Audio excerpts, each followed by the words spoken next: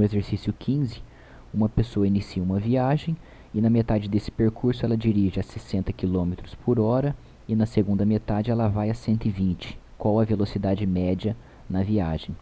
Então a melhor forma de resolver esse exercício é a gente dar uma distância para a viagem percorrida. Eu vou considerar que a viagem foi de 120 km. Estou considerando 120 km simplesmente para facilitar as contas, mas eu poderia considerar 100 km, 180 km, qualquer valor que eu queira.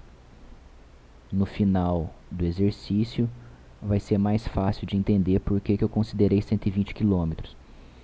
Então, o exercício diz que ele percorreu 60 km por hora na primeira metade, ou seja, como eu considerei uma distância de 120 km, a metade é 60 km e a outra metade é 60 km. Como na primeira metade ele viajou a 60 km por hora, então ele gastou 1 hora para percorrer esse trajeto. E na segunda metade ele viajou a 120 km por hora.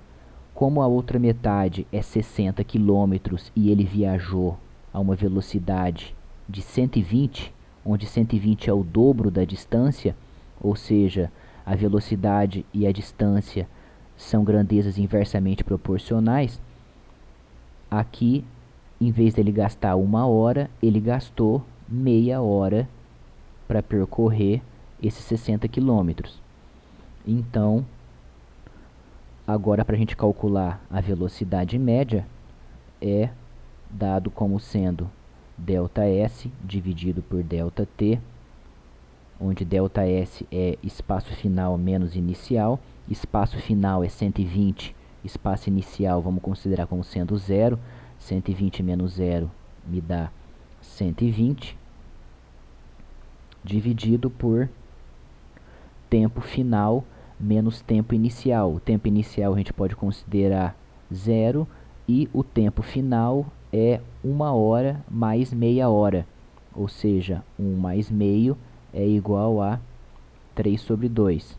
Então nós temos 3 sobre 2 horas. Então isso aqui é igual a 2 vezes 120 dividido por 3.